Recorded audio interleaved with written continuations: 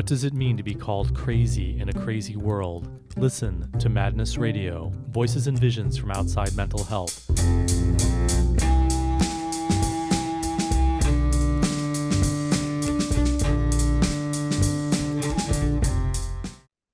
Good morning, all. Hi, my name is Damien Rose. Welcome to the penultimate Grand Rounds of the 23-24 Grand Round season. This will be the final, what we call Bay Area Grand Rounds. Just to remind everybody, the goal of this series is to sort of celebrate our sort of local collaborations. And so with that in mind, I want to just sort of give you a little bit of a background about how I met our speaker. So about a year and a half ago, I became very interested in other models of care, in particular for first episode psychosis.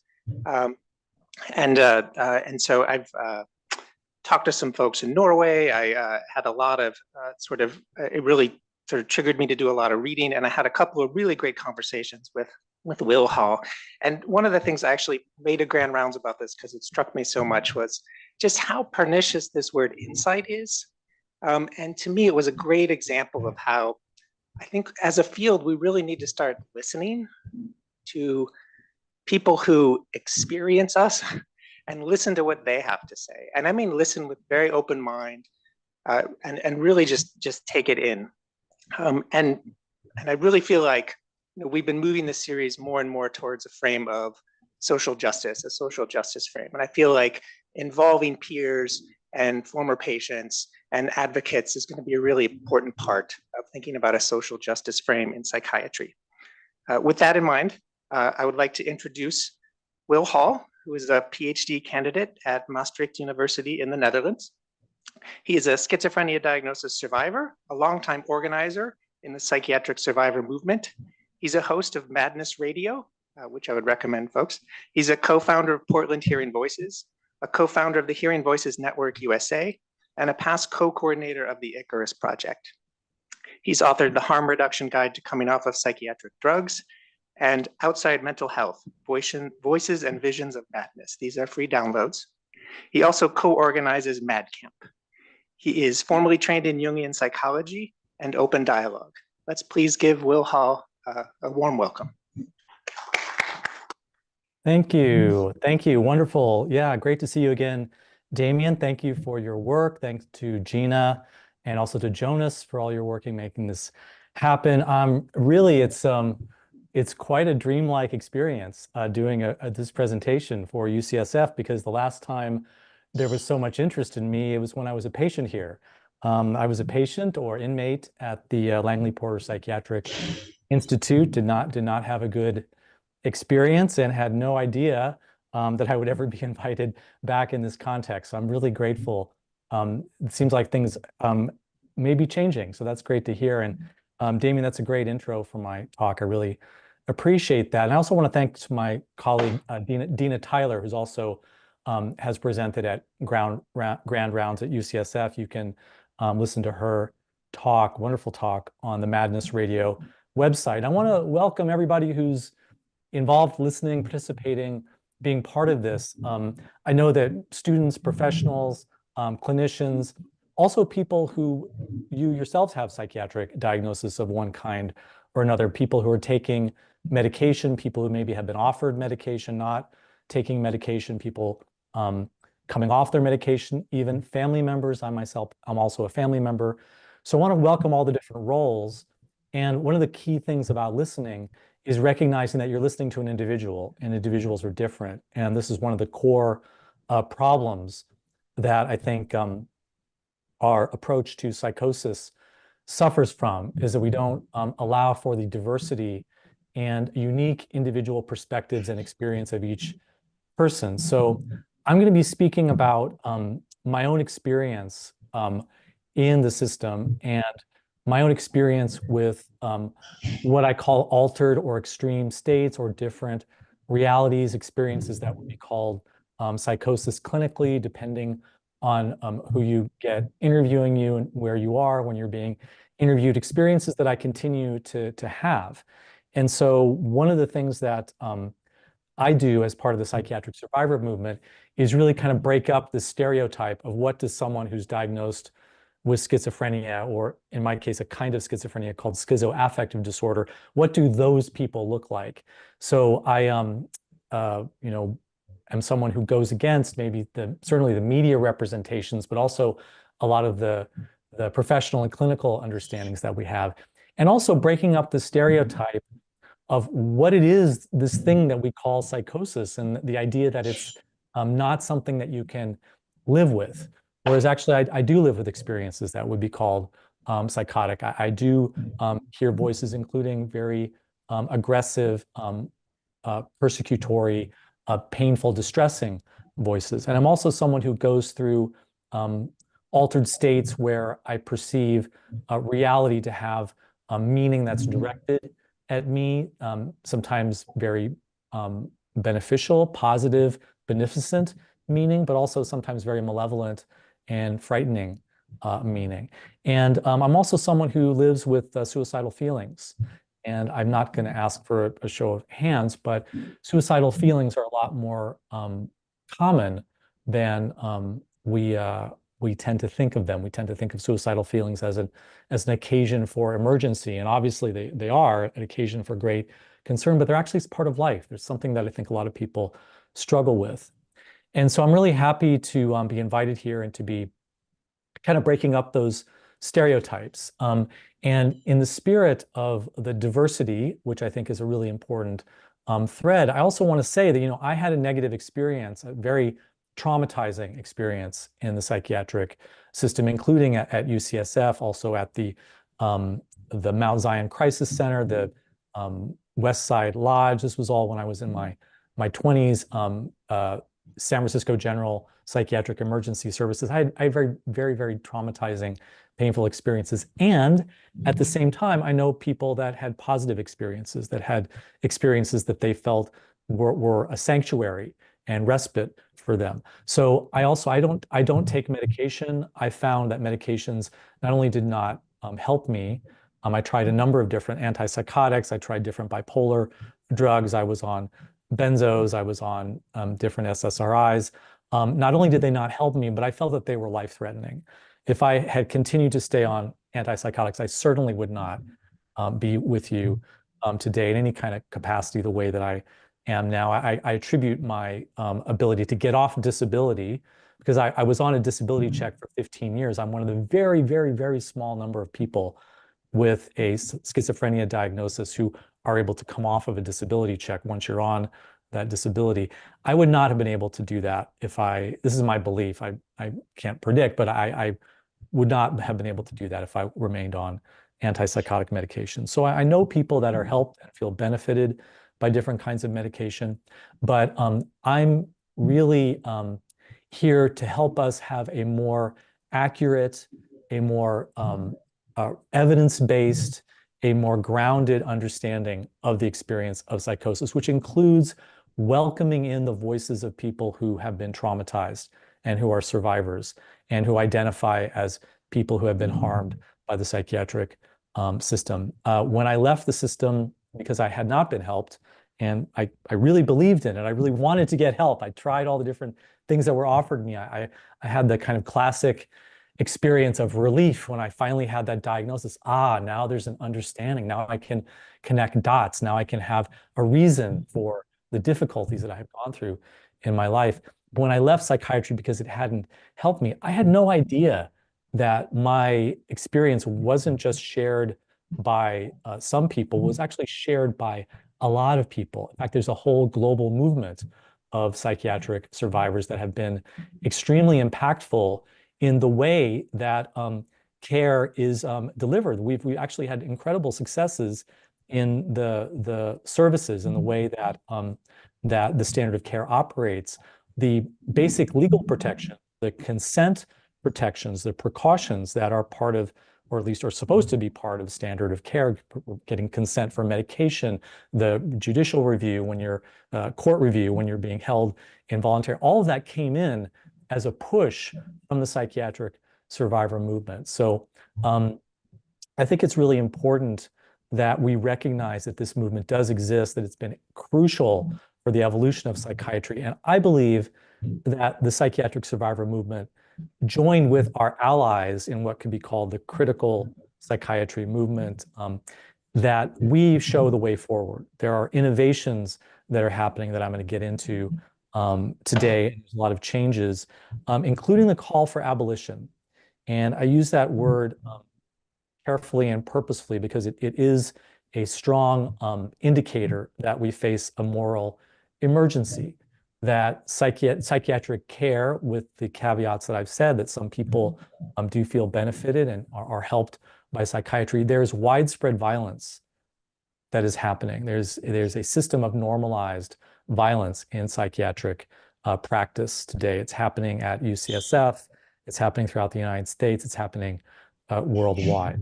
And so that is one of the reasons that we are, a lot of us in the movement are pushing for an end to the legally sanctioned denial of equal rights, which is the use of forced psychiatric interventions, drugging, incarceration, confinement, restraint, seclusion. I was put in restraints. I was in seclusion.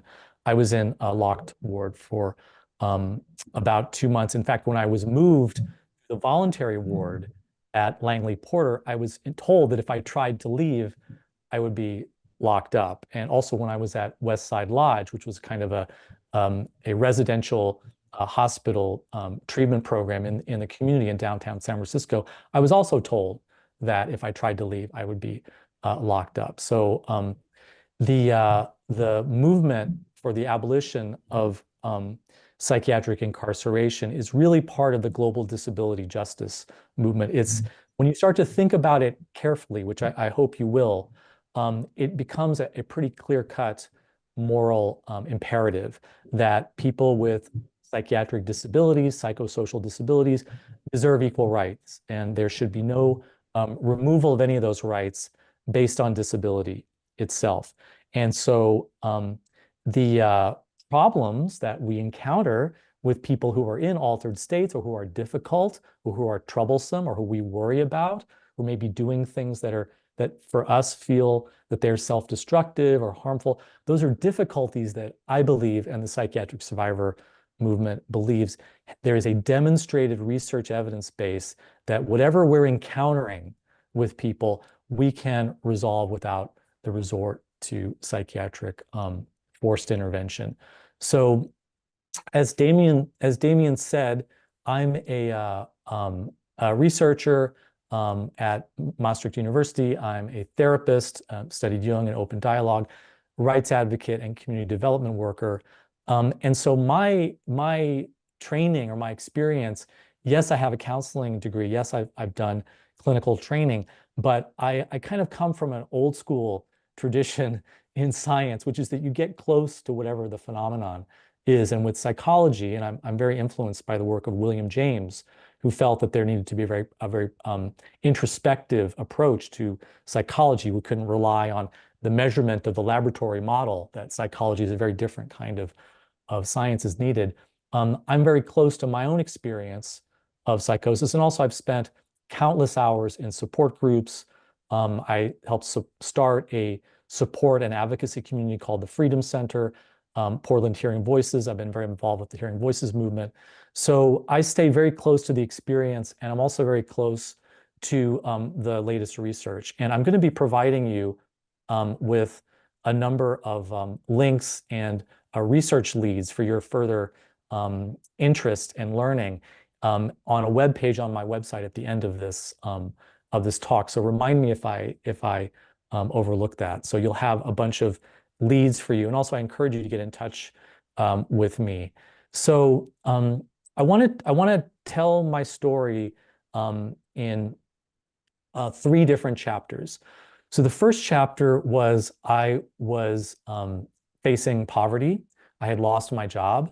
I was cut off from my professional community. I was isolated, and my days and nights were turned around. I was nutritionally very, very in a really bad place with my food and my daily habits. I was spiraling down. I spiraled down at that time in life where I think the first episode is kind of described as often happening 26, 27, mid-20s. I don't believe it's because there's some dormant disease that sort of comes to incubation But it's really because it's a developmental moment. It's a time of independence, transition from adolescence to adulthood.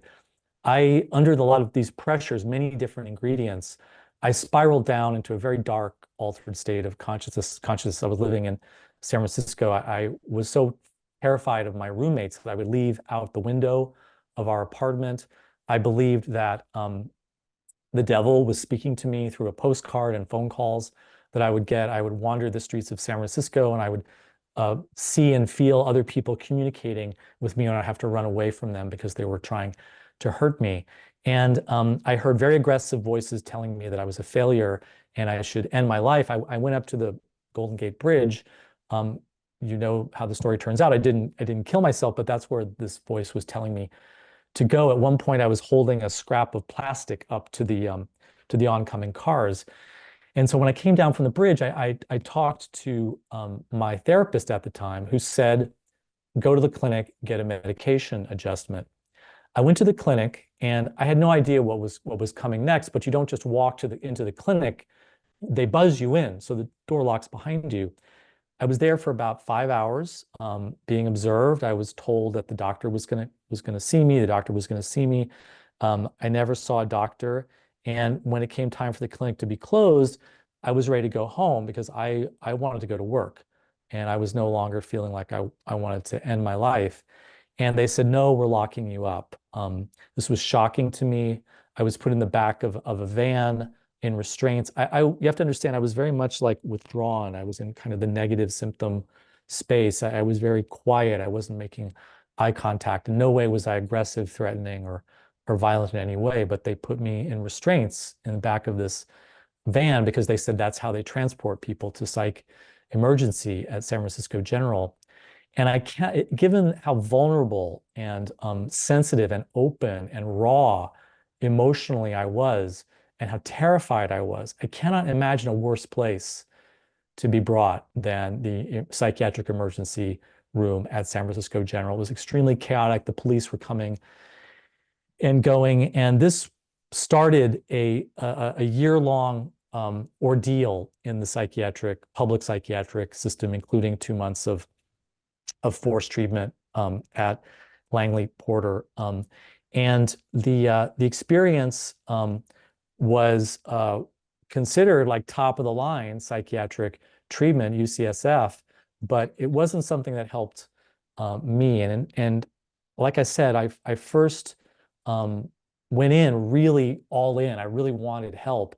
And so when the resident and the two residents and the senior testing clinician doctor came in and told me, we've done these tests with you, Mr. Hall. We've determined that you have a kind of schizophrenia called schizoaffective disorder. There's no cure. It's caused by genetics. You will need to be on medications and manage your symptoms for the rest of your life. There was an element of relief, like finally things have been figured out for me. But that was an extremely dangerous moment because that was a moment not where something was being revealed about me, but where a spell was really being cast on me. A belief system was being imposed on me. And had I continued to stay within that belief system, it could very much become a self-fulfilling prophecy. We talked about open dialogue. We talked about the Hearing Voices Network. We can also talk about the Soteria House experience in San Jose. We can also talk about areas of the world like Zanzibar, Muslim culture, where there's a belief in jinn, there's a belief in possessing spirits and angry ancestors. And these different contexts have better recovery rates for people like me who are diagnosed with schizophrenia because there's that expectation, whether it's in an indigenous context or a clinical innovation like open dialogue or the peer support of the Hearing Voices movement, there's an expectation that you'll go through it, that we can help you, that you're in the right place. And so that moment when I was diagnosed was really kind of like a bone pointing anthropology talks about the sort of the magical induction through the power of belief of illness. And so this is one of the key things that we need to stop doing. We need to stop telling people that they're other, that they're not normal, that they're different. And so Fortunately, I was able to get out of that belief system, the system that I believed in exhausted itself. I went on years later to try and go back to school and failed going back to school. I was at California Institute of Integral Studies because I had not connected with other people who shared my experience. My turning point was getting involved with the psychiatric survivor movement and being involved with mutual support peer groups, mutual support groups. And I was able to like find people that I wasn't other, I wasn't strange, I wasn't one of those monsters, and I could start to see myself in a more humane, ordinary way. And so for a lot of people, connecting with community, because let's think about it, psychiatric crisis is about fear and it's about overwhelm and it's about isolation. So if you can connect with other people, maybe you can come out of that isolation, out of that fear, if you can find some trust. So that's chapter one. Chapter two was when I went back to school before I had found the movement. I went through some very difficult, stressful times at school with how school was going. I started to not sleep. And I remember I started to, this was a time when the Columbine school killings happened. People may remember the school shootings. I started to believe that I was responsible for those shootings. And I went to see the film The Matrix. This was 1999. I went to see the film The Matrix, and I was convinced that this was my story, but I was the dark Messiah. I was the Neo that had failed. And so that's why the world was ending with this school shooting. And I became really, really terrified, and I spiraled down, and I didn't want to go back into a hospital. So I found a residence to go to, and I lost my school training. I never finished that degree. So that's chapter two. Chapter three is years later, after I've come off of disability, and I was also under a lot of stress, and I was also not sleeping. And I started to have very strange, altered experiences. I remember I had a dream, and then I saw an image from the dream on the side of a bus, like an advertising on the side of the bus that was from the dream. And I called my friends, and I talked about how scary this was, and how overwhelming it was. And there was another shooting at Aurora, I think, in Colorado. It was around the Dark Knight Returns, a Batman movie, and I felt very connected. I felt very involved with that, like it was somehow my fault or something was part. I played a role in that, and I remember I was rushing to the plane because I was going to do a training, and I rushed to the plane. I got the plane. I sat down, and right next to me was someone wearing a Batman t-shirt, and so all these connections started happening. I got off the plane, and I was looking for a taxi to go to the venue where I was going to be doing my work, and there was this commotion over my head, and it was bats flying around at twilight. So this third experience, I was in what could clinically be called a relapse of my schizophrenia, but I didn't have that belief system. I had shed that disempowering meaning system, and I had a new meaning system. I had an understanding of where, as I believe now, that these are spiritual experiences, that I'm actually accessing a different reality. I'm not sick or having a relapse. I don't have deficits. I'm just in an altered state. I'm having this weird experience that, yes, it's fearful, but it's also interesting. And the situation was very different because I wasn't isolated. I was able to call a friend of mine, two friends of mine, around the image on the bus. And so because of a different response to the altered state, I didn't go into a crisis. I didn't crash out of my career. I didn't have to go into mental health treatment. So the lesson that I believe I learned, that I see over and over again in my work as a therapist in support groups and the communities that I work with, is that it's not the experience, it's the response to the experience. That actually psychotic experiences are normal, that anybody listening to this presentation, you too can hear voices and have a psychotic episode. Just don't sleep for 5, 6, 10, however long it takes you. Eventually you will reach that point. Laboratory animals, I don't endorse animal testing, but laboratory animals are used in modeling psychosis by introducing stress to normal animals. There aren't schizophrenic lab mice that they find genetically schizophrenic that they do the studies on for modeling psychosis. They create stress. The stress is environmental stress. It can also be sleep deprivation. It can also be neglect, maternal neglect in rearing of the animal as a baby. So the experiences that we call psychosis are normal.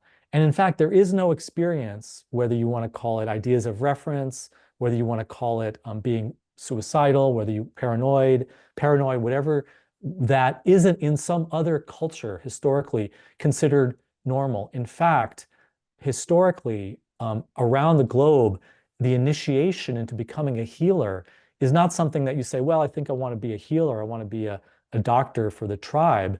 No, you have a calling, and your initiation comes through an initiatory illness that is often a psychosis, that the person goes through a breakdown, and then the elders, the people around who carry those traditions, they recognize. And again, they create the expectation that there will be a positive outcome of becoming a shaman or becoming a spirit healer.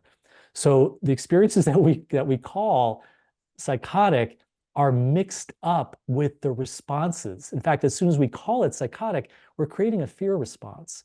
We're creating a fear response. There's a big movement now, including among professionals, to drop the word schizophrenia, because not only is it just clinically a mess, it comes out of Krepelin and the asylum era, where they were just throwing different labels on everybody that was grouped together for all kinds of organic psychoses, encephalitis, Alzheimer's. They're throwing all kinds of things on people. So not only is it an antiquated diagnosis, but it's a catch-all. There's so much diversity.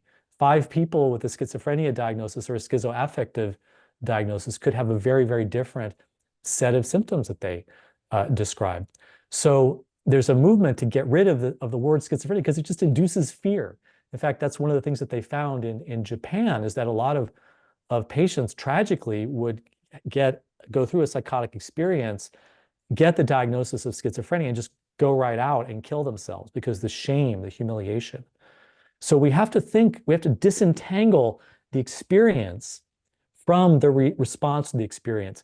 Hearing voices is a really powerful example, because the majority of people who hear voices don't have any kind of clinical involvement. They're outside of the system because the voices aren't distressing. Why is it that some people's voices are distressing and some aren't? Why is it that some people are able to respond and cope well with distressing voices and some people aren't? That's what we should be researching, their response. Depression, another example. There's many people who work with their depressive experiences as part of a creative process. A lot of artists, a lot of writers will talk about this. They have to go through almost like an incubation stage of depression, and then suddenly this inspiration comes. So that is a big part of the message, that if we look at something as a deficit, as a symptom of a disease, we leave out of the equation the way in which we're responding to it. I mentioned suicidal feelings before. I'm someone who lives with suicidal feelings. I'm committed to being here. I'm not going to end my life. But I take my suicidal feelings as messengers that a change needs to happen. And then I go on the hunt for finding out what a change needs, that I need to do to address that there's some kind of information in the feeling, which you think about it. That's what feelings are for, to give us information, to help us navigate the world. In fact, if psychosis were not normal, a lot of evolutionary biologists, evolutionary psychologists are asking, why wasn't it selected out of the species? Why is it that the species of humans has persisted with this experience of psychosis around the world if it's not advantageous for us as a species? Well, clearly it has some kind of purpose or strategy or some kind of meaning for it. And if we miss that meaning in the response, that's when we have a problem. And I don't want to exaggerate the possibility of making dramatic change, because in the system in our response, because there are people, even with the most innovative programs, I'm thinking of the Open Dialogue program, there are people that seem to be like, well, we can't really figure out, even over a long period, how to reach this person. There does seem to be some core of mystery. And anthropologically, if you look at the way that madness is responded to, historically, there do seem to be some people that just go out into these far out states and then but very, very small percentage compared to the people that the response is the problem. And of course, because we can't predict which are going to be the people that will come back or find some kind of recovery or reconnect with themselves in the community, we can't predict those people, in contrast to people who may be more difficult to reach or may take longer or may not be able to be reached. Because we can't predict it, then we have to offer the expectation of recovery to everyone. So my experience is not unusual. It's happened over and over again. It's happening right now in San Francisco. It's happening UCSF. And so you might ask me like, well, Will, this is really, you're saying this is a moral emergency. You're saying this is normalized violence. It's pretty hard to believe given the investment that so many clinicians and the psychiatric industry really has, the insurance system, the hospital system. How could that be possible? Well, actually, medical science has always advanced by finally coming to terms with harm that it had done previously. And we have a very strong example with homophobia in psychiatry, because prior to 1980, we go back to the 50s, the 40s earlier, we're talking about the widespread abduction, assault, torture, and murder of LGBT people in the asylum system, in the psychiatric system.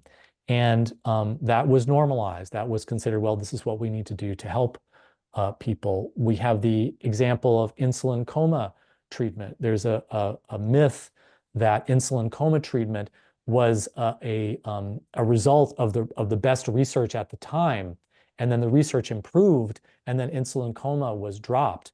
Which insulin shock coma, you induce a coma into a patient. The idea is that you're so shaking up their system that they could somehow improve. It's very parallel to electroshock therapy. But actually, at the time when insulin coma was a widespread accepted treatment, there was a huge diversity there was a debate about the research, and there were people that were criticizing it and said that it didn't work. And so also with the SSRIs, we're finally waking up to the fact that the SSRIs do not have the efficacy that was claimed when they were promoted as huge profit blockbusters by Eli Lilly, introducing the pharma blockbuster era, that the SSRIs are marginally or not effective at all compared to placebo, and that the side effect profile is horrific. The cognitive problems that can come, people are finding that the sexual dysfunction that they have on the SSRIs, they were promised like, well, okay, if you come off the SSRIs, you will get your sexual libido and orgasm back. Well, actually, a lot of people are finding that they are not getting it back. So we're doing this widespread harm to people with the SSRIs, and that was considered and is still considered normative accepted practice to provide SSRIs to people. Although now the National Health Service in the UK is now saying, well, actually, maybe we should try exercise first for depression. And so the reality is that historically, there has been normalized violence in psychiatry. I see it very clear that the way that we're responding to psychosis is another chapter in the cycle of normalized violence. And then you could go back to 1950, and you could say, well, there are these gay patients that come in and they have higher rates of anxiety, they have higher rates of suicide, they have higher rates of alcoholism and addiction, they have higher rates of depression. Clearly, being gay is a problem. Well, actually, it's the response to being gay. It's the homophobia that was causing these distress to be associated with being gay. And that's self-evident now. And that's how we need to start understanding altered states of consciousness. That's how we need to start understanding what we call psychosis and scrutinizing the response that we give to people. Hearing voices is absolutely normal. I can't tell you how many times I've worked with families where they just need to go to someone who's in the clinician expert role who just says, hey, your 16-year-old daughter who's taking shrooms and she's staying out late and she doesn't want to listen to mom and dad and she's talking about hearing voices.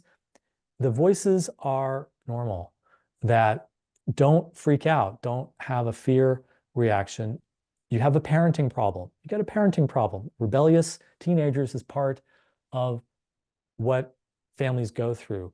A lot of what I work with in my work with families is really developmental transitions between adolescence and adulthood, that because there's some kind of behavior or experience going on that fits a symptom, boom, here comes the mental health system, here comes drugging, and then the picture gets completely confused that there are parenting steps that need to take place, like giving the young person a chance to learn from their mistakes and to connect the dots and take accountability. So a lot of my work is just sort of stepping back from that mental health frame, understanding that what the young person is going through is normal in the context of the stresses of moving from adolescence to adulthood, which I think is a big part of what I went through. The claim that psychosis is normal is completely backed up by the reality of how the antipsychotics work. It's a misnomer. There is no antipsychotic. These are tranquilizers. In fact, the neuroleptics, the antipsychotics, are used in veterinary medicine to tranquilize animals and to manage and control wildlife and to control animals in zoos. These are tranquilizers. Anybody on this call that we give antipsychotics to is going to have that sedating effect. And we know with any tranquilizer, maybe there's a kind of a functioning sweet spot that can kind of bring down the stress and the distress and the excitement of certain states and allow the person to cope and manage. So the reality of how medications work supports the conception of psychotic experiences as normal and as stress responses, and also points to the fact that the approach that I take, a hearing voices movement, the psychiatric survivor movement, is not an anti-medication approach. It's a pro harm reduction approach, and it's a pro honesty approach. There are circumstances I can imagine where if I'm on a really extreme sleep deprivation bender, yeah, I want a tranquilizer, I want to interrupt. And I've seen many people who I work with to come off of medications. I've seen them use intermittent short-term doses of antipsychotics or benzodiazepine, especially a drug like Seroquel, which can be very effective for going to sleep. In fact, it's the only antipsychotic that there's a market on the street as a in the recreational drug context, because it's so reliable to get to sleep. So I've seen these drugs be very useful, but with specific intention based on an accurate understanding of their usefulness, not as a disease treatment or that there's some psychosis disease process that you're treating like an infection of antibiotics. Interrupting sleep deprivation is one of the most useful. But then sometimes people start to really disconnect from reality. They maybe are not in a position where they've learned to manage overwhelming emotions. Some people don't even know what an emotion is.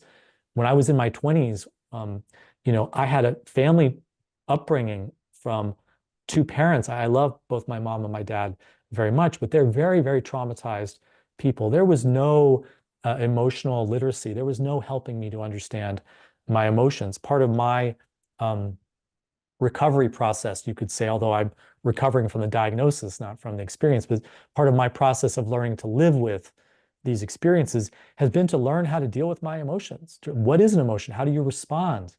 Again, there's that idea of response. So sometimes when people are in a learning process with coming off meds, they may get overwhelmed. They don't know how to deal with their emotions. They can't connect the fact that they're not sleeping well, they're not eating well, they're not talking with other people, they're not using the different coping things that they're not going to the gym, they're not going into nature, they're not talking with their friends, they've lost track of all that. They maybe never learned it. So maybe they use an antipsychotic to kind of bring the temperature down, to kind of get everything a little bit more under control.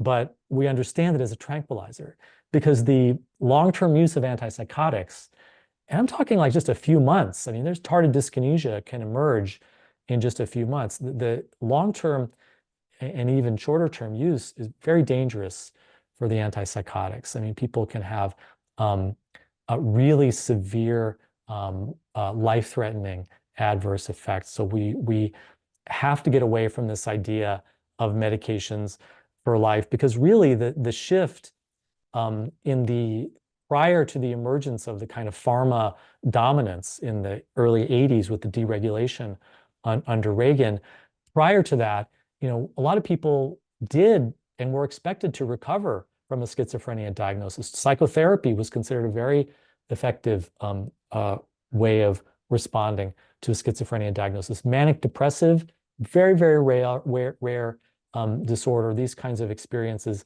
were expected to resolve. It's only after we get into the 80s and then today that we start to have this idea of chronic disease management. And it's very interesting because the whole society is going to chronic disease management. We understand that there are lots of social determinants for obesity, but we move into this chronic disease management model rather than going to a prevention model. So another piece of the puzzle, once we start to understand psychosis as normal and locate the conversation about medications where it should be, is that medications are drugs. Psych drugs are drugs, and they create an adaptation in the brain and the body. And one of the symptoms of that adaptation is greater susceptibility to psychosis. Also with lithium administration, there's a greater susceptibility to mania. So when you're coming off, if you come off too quickly, or you come off cold turkey, which often happens because of the frustration of not having support and the adverse effects, you can actually trigger a rebound psychosis or a rebound mania that's very specific to the chemistry of having taken the drug. So we have to understand this, and there is starting to be more awareness. There's the new Maudsley, in the UK, there's the new Maudsley deprescribing guidelines for SSRI, because there's also apparently more and more research around rebound depression and rebound anxiety coming off of the SSRIs. There's also deprescribing guidelines coming out around the antipsychotics. So that's a big part of the story here with helping people to come off medications, is understanding that slow withdrawal, even hyperbolic withdrawal, where the reduction at the end is very, very small reduction, that can actually lead to success, not just because of the pharmacological adjustment, but because it's a learning process. It's a learning process. If psychosis is a normal adaptation to a response, a stress response, then if you don't want to be in a psychosis, you're going to have to learn different ways to respond. So we fail to see people in a learning experience. When someone is homeless, I hope that we tend to see them. This is a snapshot of a larger story. It's a moment in time. And there's a story before and there's a story after. Being homeless is not an attribute, a trait of the person. You don't have domicile deficiency disorder. And the same with domestic violence, mostly women, domestic violence survivors. We tend to see that as a snapshot in a larger story. And we don't diagnose someone who comes to a shelter, domestic violence services, as having masochistic personality disorder. Although there was an effort to do that. That was actually a political struggle that happened. And thankfully, that was not brought into the DSM. But the way we respond to domestic violence is that we see it as a learning process. We see it as a question of resources. We see it as a question of the social context. This is how we need to respond to psychosis. This is a snapshot in a moment in time, not a trait in the individual. And this leads to two directions. First of all, the social determinants of the harmful response to psychotic experience, and the social determinants of the psychotic experience itself, the stresses that lead to the psychotic experience. Let's be really clear. This is not going to happen in a for-profit medical system. The institutional factors that pile on, just the housing situation. I can't tell you how many people in the Bay Area would be helped through their psychotic experience if they just had a safe place to go. It's also true of domestic violence as well. The housing situation directly drives domestic violence because there's no options for people to leave their partners. We have an enormous amount of research that looks at poverty, that looks at trauma, that looks at social isolation, that looks at bullying, that looks at the immigration experience if you're dealing with racism, for example, as driving psychotic experience. And then also the people who have some kind of transformative process that they for whatever reason, are going through a psychosis because there's something on the other end that they're becoming a healer. They're connecting with a spiritual belief. They're connecting with a spiritual identity. I was just learning about William James was very severely depressed. You could really definitely diagnose him with clinical depression, but it forced him to discover the kernel of his entire philosophy around pragmatism and free will and the importance of the subjective experience of choice around free will and the power of that choice. And it came out of that dark night of the soul. So if we have a new conception, a new framework, and we have a set of needs to deal with the prevention and the social response, we see clearly that there needs to be social transformation, that this is a social justice movement. That's exactly the right note. Thank you, Damien, for starting the talk with that. And it's actually, the conversations is already there. The conversation is already happening. The rights-based approach to mental health is established in international law. We have the Convention on the Rights for People with Disabilities. The disability justice movement has been working for many years to establish the common sense need for equal rights, that there are alternatives. You don't have to put people into a context of confinement around psychosis and mental health, just like you don't need to put them into a context of confinement around other disabilities, being deaf, being blind. People were just forced into institutions and asylums, and still are around the world.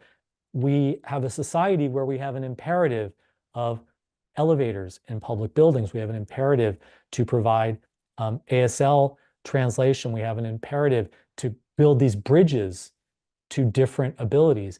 That's what we can do if we're committed around the experiences that get called psychosis and altered states. If we have a different response and we create supported decision-making, we create different kinds of needs adapted responses that are focused on the specificity of the person's needs and what they are trying to accomplish in the world, rather than seeing them as a disease and a disorder and then putting them into this other category. The open dialogue approach is extremely instructive and extremely useful in this, because what they've created this is in Western Finland, they've created a social response that sees the individual in the context of their relationship. And they build a bridge from that isolated, withdrawn or strange or disruptive experience. They build a bridge to the family experience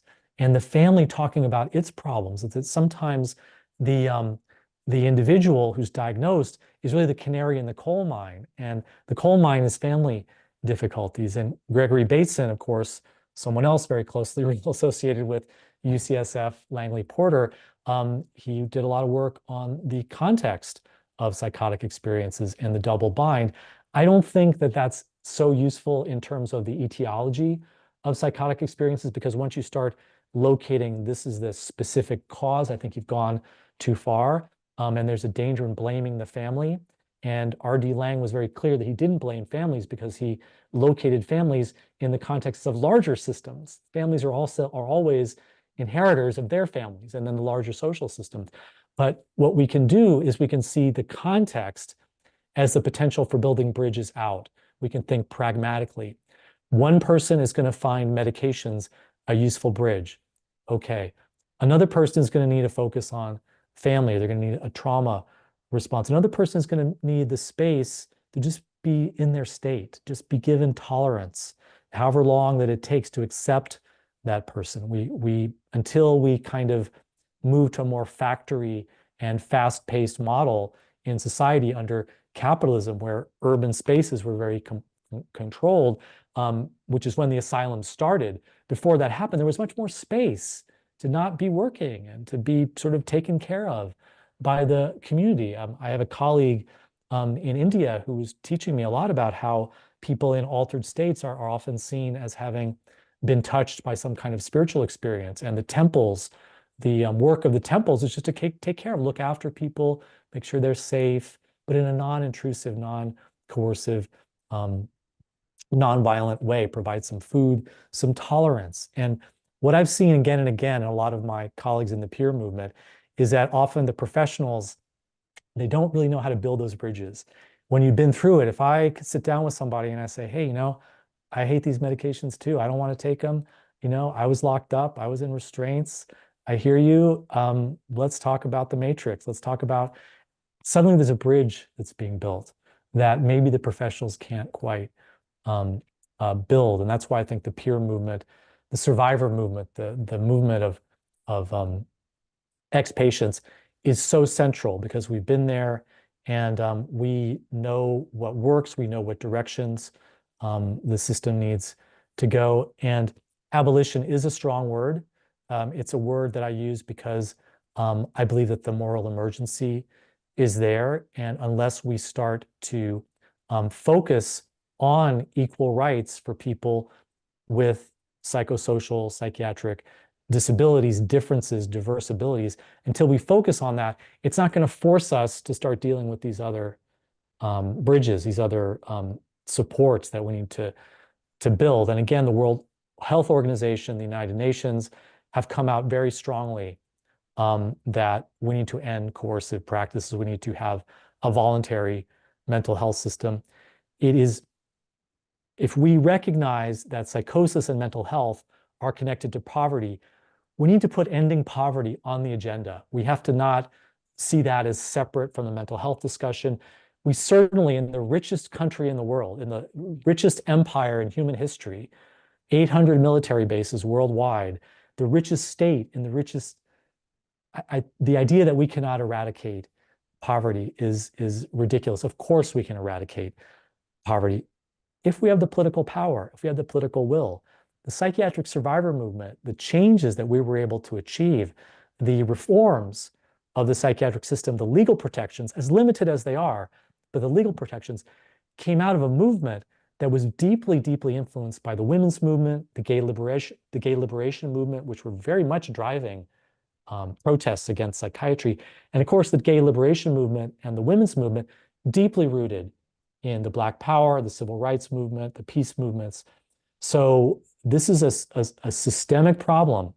If we keep seeing it as individual, we are only doing the work of reproducing the status quo of the system by locating the problem within the individual, which is something that contemporary capitalism does all the time. Instead of saying, let's look at the job market and why there aren't better jobs, we say, oh, you need to learn how to do a better resume. So let's get you with a resume writing workshop, or let's help you with your job search skills. This is done to individualize social problems, is a systematic ideological move by the contemporary system that we live in. But fortunately, especially younger people, a lot of the younger psychiatric professionals that I work with and students, they're open and they're looking and they haven't quite got the career investment in a certain paradigm. So change is happening. I want it to happen faster. I think the time is now. I think we need to raise our voices for abolition. I think we need to raise our voices for a new conception of psychotic experiences. We need to identify the kinds of treatments that work and are effective. The research has been done. The research base is there. I'm familiar with the research base. It's there. So we need to really join our voices to make these changes happen. The three things that I recommend to professionals who get interested in these changes. First of all, don't be isolated. Find other professionals, other students, other people in your field who share your concerns and are asking the same questions. You may not have the answers, but they're asking the same questions. The The second thing that I encourage people to think about is that when you're in a situation that's imperfect, for example, when you have a mandated reporting context around suicidal feelings, someone discloses suicidal feelings to you, you've got to tell that to your supervisor. Be transparent about it. Give a dilemma. Look, I would like to be able to work with you in 100% confidentiality, but I can't. Under these circumstances, if you say these kinds of things, I would like to be able to provide a soteria house for you or a peer respite, which is a hospital alternative. We don't have one in our community. And therefore, it's difficult for, be transparent. Name the dilemma that you're in. I don't believe that people should have different rights based on their disability, but we don't have the systems in place yet to respond in a way that is going to help your family. And so I understand the dilemma that you're in. It's not about perfection or purity. It's about naming the truth of what's happening and pointing in a direction that we need to go. And finally, I want to say that fundamentally, psychiatry and mental health, it's a healing profession. It's about how you help people. It's about how you alleviate suffering. So we have to take that seriously, and we have to think about what is our role in society and what kinds of changes are we going to make in society? How do we use the power and the privilege that we have in our training and our position in the industry to fulfill that responsibility of providing a society that's a caring society rather than so much of a competition industry, a profiteering, so much money that's being made off of the psychosis industry, people discarded because they aren't productive. Are we going to be a caring society or not? And that's something I think that we all have to be actively involved in creating. So thank you very much. And I'm happy to take a little bit of time for questions. Thank you, Will. I will pass the microphone around if people have questions, just because I've been monitoring the chat. Will, I think we would really appreciate a lot of the research studies that you referenced, if you could send us those links. I'll speak for myself. The way data gets to me is I hear about every augmentation study that reduced a scale by 1 point over 4 weeks, but I find it much harder to find the studies that you're citing, although they are out there and they're very well done. Yeah. So this is a link to a page on my website. Can you see this? It's a QR code. Can you see that? Yeah? Okay. So there's a lot of links on my website. The main places that you want to go are a wonderful site that was started by Robert Whitaker, a journalist. He won the George Polk Magazine Award, MAD in America. There's also a professional association, the ISPS, the International Society for the Psychological Study of Psychosis. And then there are a number of different studies specifically. And if you have questions, for example, the research showing that forced interventions, forced treatment, involuntary commitment don't work. There's a bunch of studies about that. Also, one of the research that I like to point people to is the research, actually there was an overview of the research done by the US Army showing that suicide assessments don't work. We can't know that we are protecting people from killing themselves by doing a suicide assessment. That was the justification for my forced incarceration at San Francisco General Hospital, was we're protecting you from suicide. Well, actually, that's not what the research says. We can't do those kinds of predictions. The research can't do that. So yeah, so check out the website, a bunch of links there. No, that's great. Thank you very much, Will. I'm going to hand the microphone to somebody with a question. Okay. Hi, Will. Thank you so much. My name's Andrew. I'm one of the third-year residents. I really appreciate you sharing your story with us. And I also really appreciate that you talked about building, because I think that's at the core of abolitionist theory. And I love that you brought that up. You also spoke about how the psychiatric survivors movement is rooted in the women's rights movement, the LGBTQ rights movement, as well as the Black Power movement. And I'm curious what opportunities you see for the psychiatric survivors movement to actually liaison as well with the prison abolition movement, given that prisons and jails are the largest psychiatric provider in the US, and abolition is a core part of what Marion Kaba, Ruth Wilson Gilmore, as well as Angela Davis have all spoken about. Wow, thank you. It's very rare that the first question is so wonderfully informed and right on. Thank you so much. That's exactly the question we need to be asking, is how do we bridge these movements? Unfortunately, the psychiatric survivor movement a lot of it moved into a kind of a co-optation phase. A lot of people were given jobs. There's a lot of opportunities to work as peers. Being a peer is wonderful. Not everybody is co-opted, but a lot of the energy and the fire of the psychiatric survivor movement kind of went down. And then here it gets picked up again by the Black Lives Matter movement, the prison abolition movement, the decarcerating care. A lot of people are asking these questions. Why are police doing wellness checks? Why did this person get killed because they were suicidal? This person was high on shrooms and they were ended up being locked up for months and months. So the questions and the activism is really coming from the younger generation. And I'm actually working a lot. It's one of the reasons that we use the abolition language is that we're trying to weave these connections. Britney Spears is on people's mind. Kanye is on people's mind because they're thinking about, wow, psychiatry really has this power, but the psychiatric survivor movement hasn't really been there in terms of visibility. So that's something that I'm working on, and a lot of people are working on. You're absolutely right that some of the people who are doing some of the best work around psychiatric abolition are really from those prison abolition, prison transformation movements. Because we can't, what I hear sometimes is people say, well, it's better that someone go to the hospital than go to the prison, to go to the jail. Well, sometimes, I mean, at least when you're in jail, maybe you have an expiration date. In the hospital, they can keep you as long as they want. But that's a terrible dilemma. That's like we're doing harm reduction between the violence of mental health care and the violence of the prison system. Clearly, some transformation needs to take place in both aspects. So that's a great thought. And there's a lot of discussion that happens on Mad in America, exactly that question. So thank you so much. Yeah.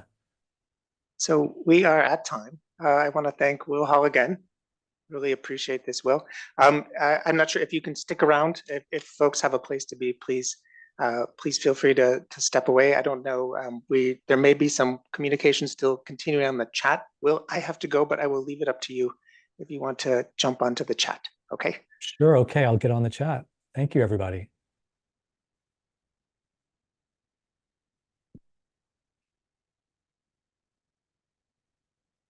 Thank you, everybody. Great. Can people hear me? Guess I'm not.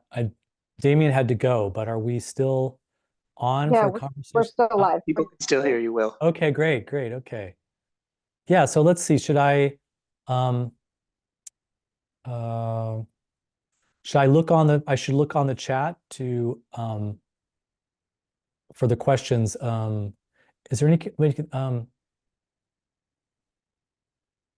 Is there any reason to not share this presentation with a patient? I don't see why not. What kind of someone who's an aspiring medical professional, what kinds of organizations and literature? Great, check the website. I have a lot of links there. I think Mad in America. There's also the Wildflower Alliance, and that's a great resource. And the ISPS is also a great resource. I think that a couple of the questions here, this is great. Thank you, everybody, for this wonderful feedback. A lot of the questions here are addressing, like, what do I do as a professional? I think it's important to recognize that we put too much responsibility on the professionals. That decision to lock somebody up because they're suicidal, and then if they do end up killing themselves, which people do, the vast majority of suicidal feelings don't lead to people ending their lives, but a small number of them do. Why does that land on the professional? I don't think that the mental health professionals really honestly there's any evidence that you can blame an individual or choice that a professional made. There are so many different factors that come into someone's life to that point, that breaking point where they do end up killing themselves. So the idea that you're going to blame, I mean, it really is about the standard of care. It's about the professionals being afraid of being sued, and we have a very litigious society. So that's one of the reasons that we sort of use the mental health system kind of as the last resort for a lot of social problems. Just like kind of we use the police as a last resort.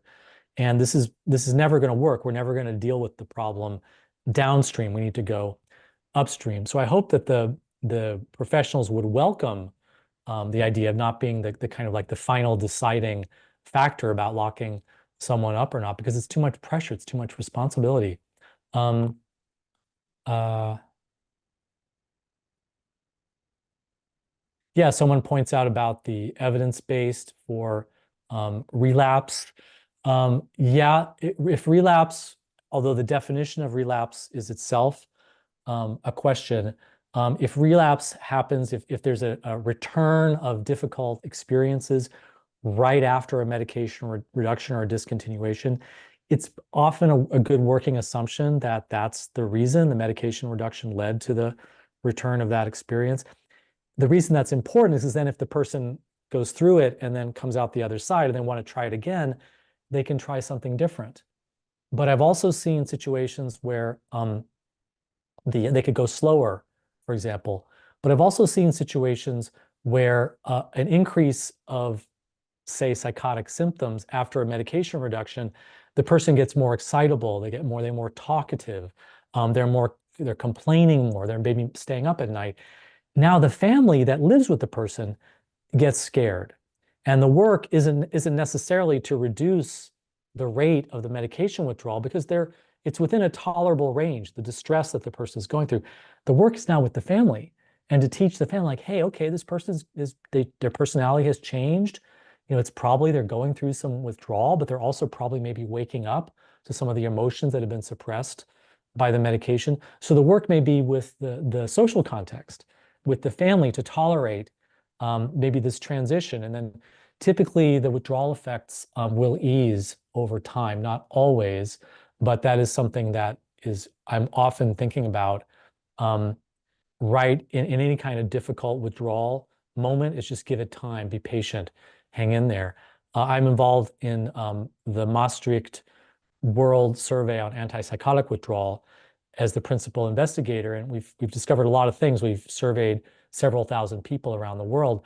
One of them is that having better withdrawal coping tools seems to be a predictor of whether the person can withdraw effectively. So as someone is maybe coming down, like a 10%, 20% reduction, things start to get rough. They start to have some emotions, some experiences. What can we do instead of going back up on the med?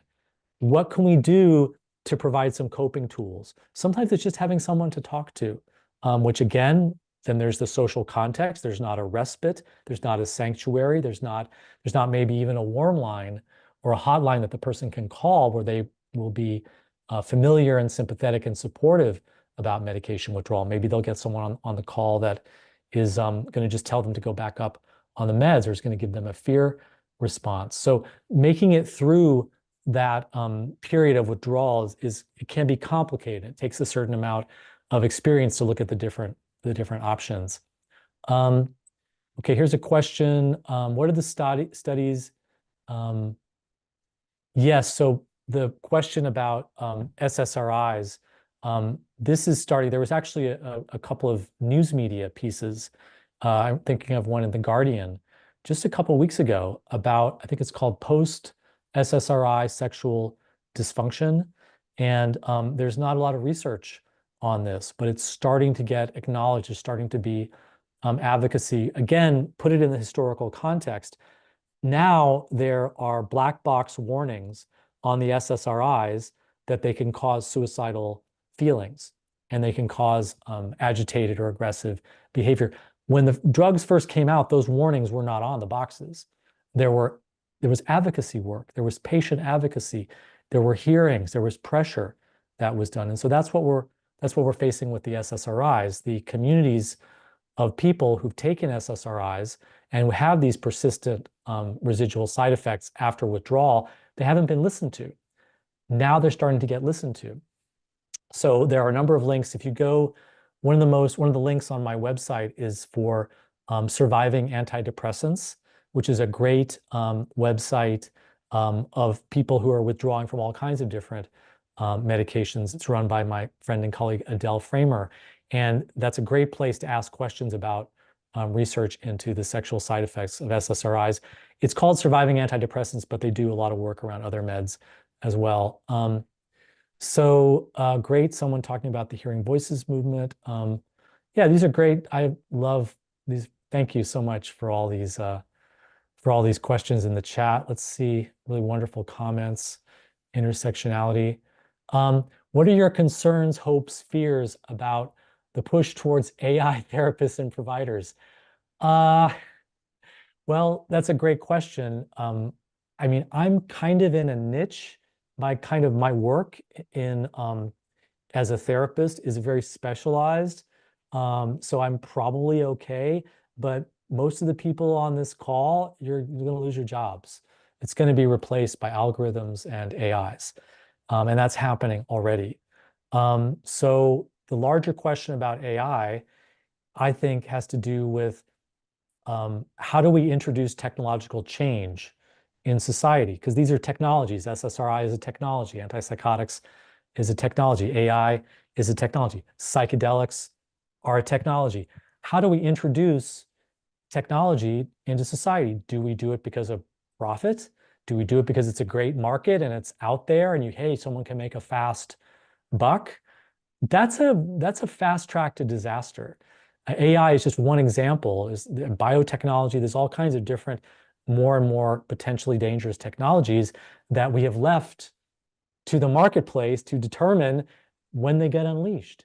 So the reality is that a lot of the fears that we have around AI aren't just about AI, but they're about the larger question of how do we make decisions of what kind of a mental health system that we want. We don't have a society where we're able to vote for politicians meaningfully who then say, let's create this kind of mental health system.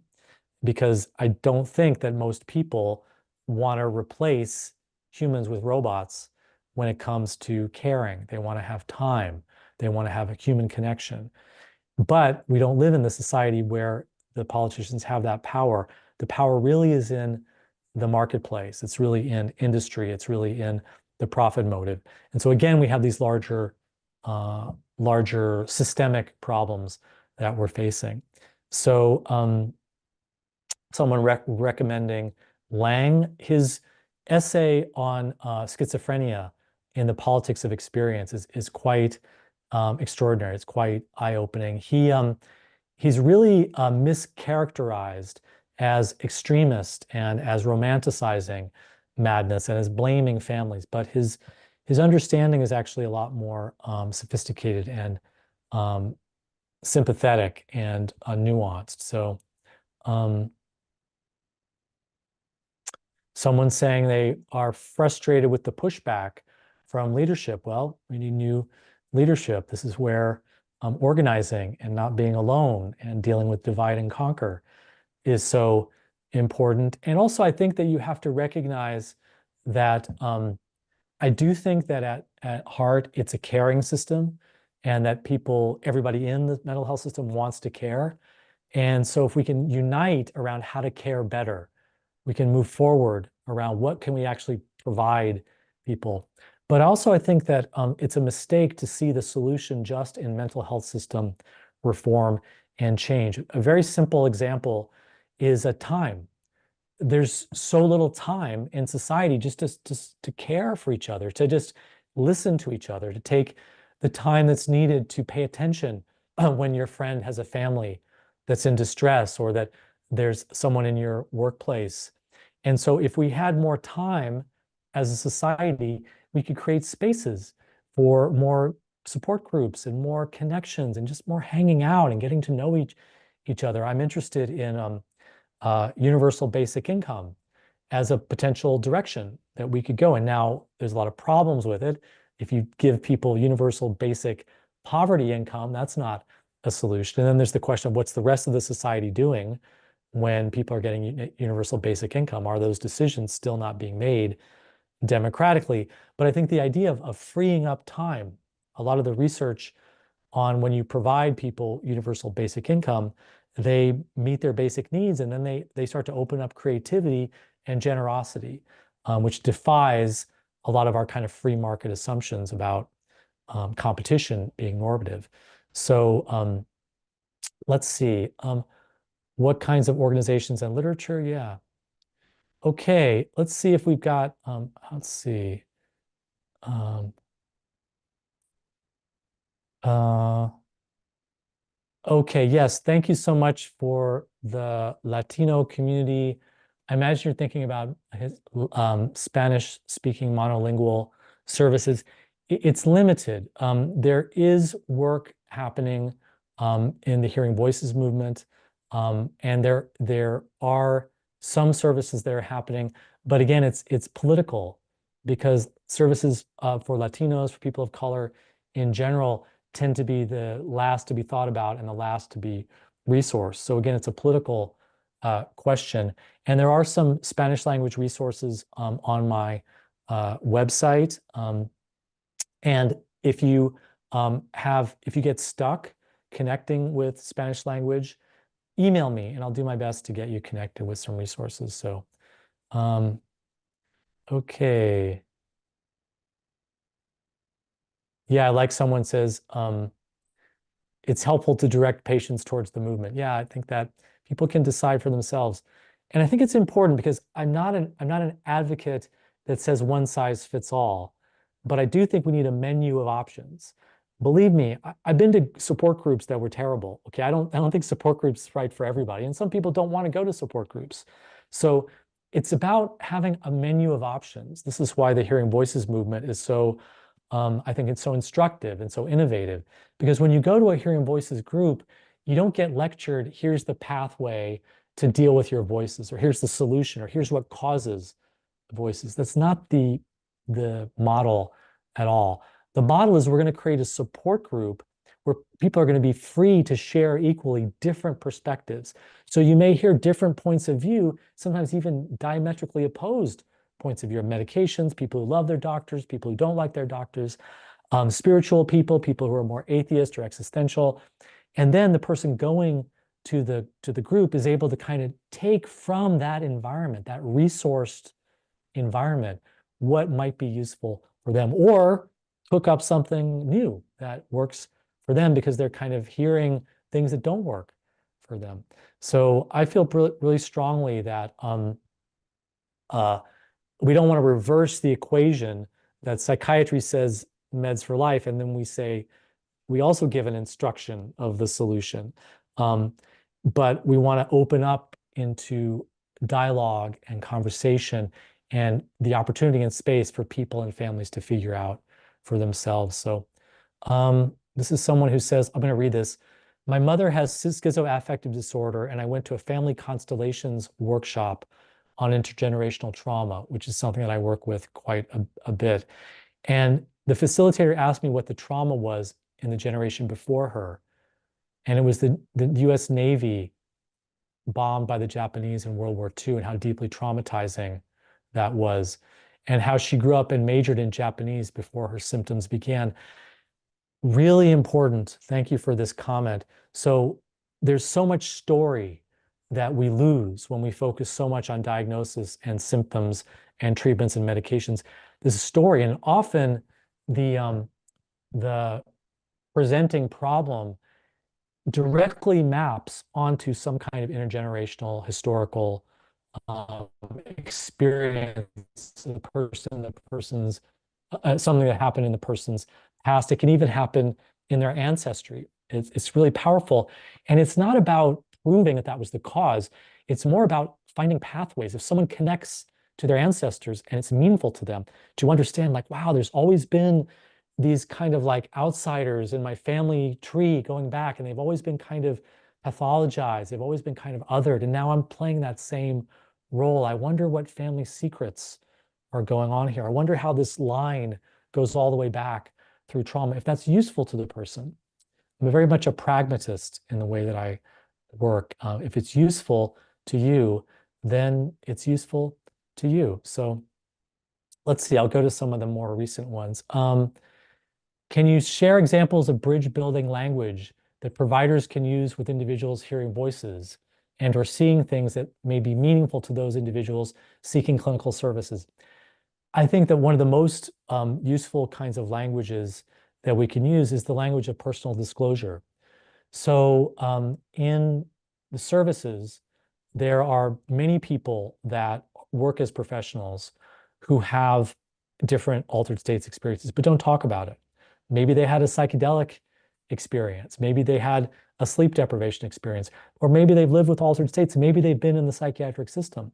So if you meet a patient, a client comes in, wouldn't it be wonderful? And there are some agencies where this works this way. If you can say, hey, there's somebody on the staff here who hears voices and they live with it. It's actually part of how they make music. Would you like to talk with them about that? Or, if it's okay, I'd like to share some of my experience. When my father died, I went through a very stressful time and I heard a voice. So being able to build that language of personal connection, I think, is the most important way to create a shared language with people. But again, the key is to allow the person to discover for themselves what will work for themselves, not to create a model or a template. Here's how I did it, so this is how you do it. This is how you need to do it. Okay, here's somebody asking, we learned about R.D. Laing in grad school and the house he set up in London. Yes, Kingsley Hall. And everyone lived together and were offered therapeutic support, but the residents also provided one another support too. Yes, very interesting moment. Historically, Kingsley Hall was kind of a place for people to go if they didn't want to go to the hospital. And it was also a place for just people in the society and also professionals to go if they wanted to explore their mad side, if they wanted to open up. Because Laing was not someone who romanticized madness. He saw madness and normalcy as both problematic responses to a mad society. And he saw that these were both strategies that were denying our authenticity. So Kingsley Hall was a place that people could live together communally. It was kind of like a commune, an urban commune, and support each other and explore their experiences and high tolerance for unusual disruptive behavior and acceptance. It was very kind of chaotic, and there were definitely people that were really helped, but there was also kind of too much chaos at that end of the spectrum. And so what's interesting is that Lang's colleague was Lauren Mosher, who set up Soteria House. And Soteria House is a really important research study that I think people need to look into. It was a house that was set up in San Jose, California. Lauren Mosher, who directed it, he was also the head of the National Institute of Health schizophrenia program. So he was very high up, but it was the beginning of the pharmaceutical sort of takeover of psychiatry, if you will. There was still a lot of social psychiatry. There was still like a lot of humanistic and even psychoanalytic psychiatry. So Lauren Mosher set up this house that was actually modeled on Kingsley Hall that Laing had done, but he sort of like made it more structured. And interestingly, they just had a model of being with people, that you are going through a psychotic state, you haven't been medicated, we're just going to bring you to this home-like environment, and we're just going to hang out with you. And for a lot of people, not everyone, but a lot of people, things resolve themselves just with caring, listening, attention, just being with. And what they found was that when they were hiring staff, it wasn't trained counselors that they felt had the best ability to just be with people, but it was actually people who had experience helping people through bad psychedelic drug trips, who were able to help someone go through an LSD freak out, just being calm, being centered, being relaxed, not being afraid, being gentle, being a presence for the person, being open, that these were the kind of people that they hired at Soteria House. And actually there was a bunch of research that was done showing that it was actually quite effective. Unfortunately, for political reasons, Soteria was kind of shut out. Again, that push towards the biomedical pharmaceutical era. Okay, well, we've gone quite a lot over, and I guess we'll wrap it up unless somebody has a last question that they want to put in the chat. I want to thank everybody for being part of this, and I really appreciate this invitation. So thank you very much.